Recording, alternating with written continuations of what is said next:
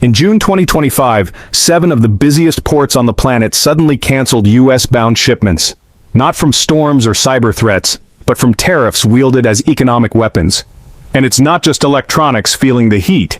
These tariffs are hammering the flow of car parts, driving up prices, and threatening your next repair or project. We'll show how these ports have become ground zero in a trade showdown, revealing the growing cracks in a once reliable system. Let's get into it and see how deep this goes. Number 7. Port Newark, Elizabeth, New Jersey. Coastal crossroads under pressure. Port Newark, Elizabeth is the lifeline for the Northeast and Midwest auto corridors. While it usually hums along under the radar, it's now feeling the heat as West Coast congestion forces freight eastward. Asia East Coast container volumes have dropped nearly 18%, while blank sailings when ships skip scheduled ports are causing chaos at the docks. For automotive plants that count on these routes for everything from dash modules to drivetrain parts, even minor schedule slips can trigger massive delays. Local distribution centers are adjusting inventories to weather the storm, but holdups in EV electronics and drivetrain imports are causing fulfillment headaches. Newark's story is a reminder that even quiet ports can get loud when global logistics are out of sync.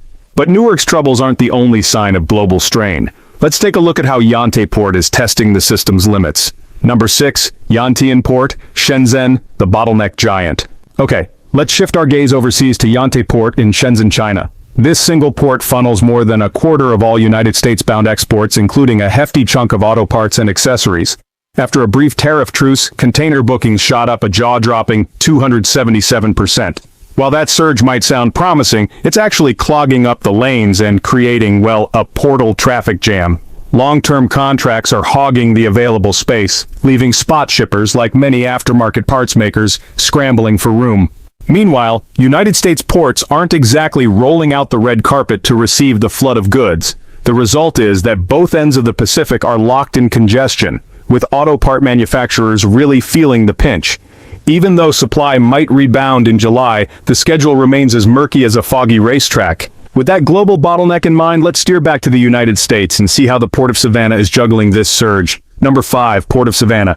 The East Coast's rising star with, some growing pains. So, Savannah has really been clawing its way up the ranks, even overtaking New York and New Jersey's port traffic. In 2024, it's turned into a hub for auto components, engine modules, and aftermarket kits. But, the West Coast's blank sailings triggered a tidal wave of Asia-bound cargo, with blank sailings in this corridor jumping over 20%.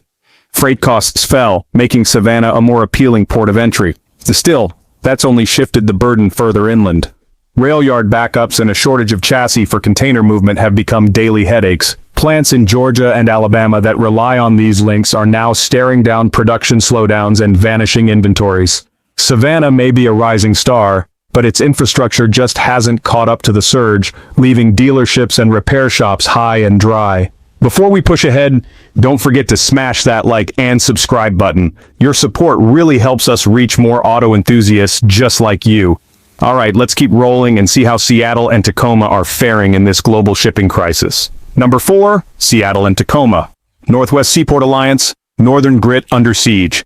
Up in the Pacific Northwest, the combined might of Seattle and Tacoma usually handles everything from industrial machinery to automotive components. But after that frantic rush to beat the tariffs in March, volumes really took a nosedive. In the following months, cargo flows fell by 40%, truck trips dropped 26%, and rail loads slid 35% compared to last year. Blank sailings spiked by 33%, turning once bustling docks into, ghost towns. For auto plants and repair shops that rely on these Pacific pipelines, like those sourcing raw engine block cores, the fallout has been brutal. Parts deliveries are slower, air freight costs are climbing, and project timelines are stretching even further. Local truckers, who are the backbone of this critical link, are warning that 2025's projections are already in jeopardy. Seattle and Tacoma's numbers are a stark indicator of just how deeply trade policies can cut into North America's automotive arteries. Next stop, let's see how Oakland is holding up under the weight of these global tremors. Number 3, Port of Oakland, the Bay's endurance test. The Port of Oakland ranks in the nation's top 10 for container volume and has really emerged as a critical Bay Area gateway, especially when CO-era disruptions rerouted flows. It's a conduit for gearboxes, sensors, and engine kits that power the western states. Despite the general slowdown plaguing the West Coast, Oakland managed a slight bump in inbound containers, but 39 blank sailings from April to June underscored the fragility. In May alone, vessel lifts and truck trips dipped by 11 to 15%, really constraining those inland routes. Many OEMs started pivoting to Canadian or Mexican routes, but, the longer transit times and inland congestion just created a whole new set of headaches. Auto parts suppliers who use Oakland might actually be a bit relieved by the recent uptick in volume, but honestly, inland logistics are still a major bottleneck. Dealerships that rely on aftermarket parts are reporting delivery delays stretching from days to even weeks, which just goes to show that even a strong secondary port can't fully shield the region from global supply chain whiplash. Let's keep this momentum going. Our next chapter takes us south to Long Beach, where, honestly, the stakes are even higher.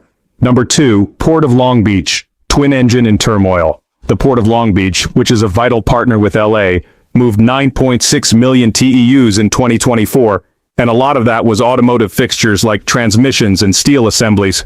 But after tariffs ramped up, blank sailings surged from 4 to 14 in May, cutting out 152,400 TEUs and leaving Long Beach really grappling with a serious supply vacuum. Local truckers are reporting 60% fewer runs, and warehouse operators are just sitting idle as manufacturers pivot to costlier alternatives or dip into local stockpiles. For the auto industry, Long Beach is a real workhorse, supplying braking systems, fuel modules, and steel chassis components. With all these disruptions, repair shops and regional mechanics are facing parts delays and honestly soaring fees. The pressure to balance cost, timing, and trade turbulence is really reshaping America's automotive supply chains. Long Beach's struggles just underscore the urgent need for new strategies in the ever-changing world of global trade. And finally, we arrive at the beating heart of America's automotive lifeline, Los Angeles. Number 1, Port of Los Angeles, the beating heart of U.S. auto imports. The Port of Los Angeles handles over 1/3 of U.S. container traffic and nearly $500 billion in economic activity, serving as the country's main automotive import hub. With 25 terminals, 82 cranes, and an extensive rail network, it's key for shipments of chassis frames, ECUs, airbags, and aftermarket parts. But in May, tariffs spiked to 145% on goods from China, leading vessel arrivals to plunge from 12 to 5 daily. Blank sailings surged from 6 to 17, cutting 224,000 TEUs. Dock worker hours halved and parts shortages for sensors and braking systems hit hard. While a 90-day truce lowered tariffs to 30%, Gene Sruka warns recovery will be slow. With container rates climbing and some automakers forced to air freight costly parts, this crisis underscores just how quickly trade policy can throttle America's auto supply arteries. Verdict: a crossroads for the automotive world. This 7-port saga reveals how a tariff-fueled storm, not a pandemic or natural disaster, has put the brakes on automotive supply chains. From Los Angeles to Newark, blank sailings have stalled critical parts, forcing automakers to rethink sourcing strategies and buffer stocks. How have these port disruptions impacted your automotive projects or repairs? Are you seeing longer wait times for parts or service at your local shop? What's your biggest concern about the future of automotive supply chains? Drop your answers in the comments below.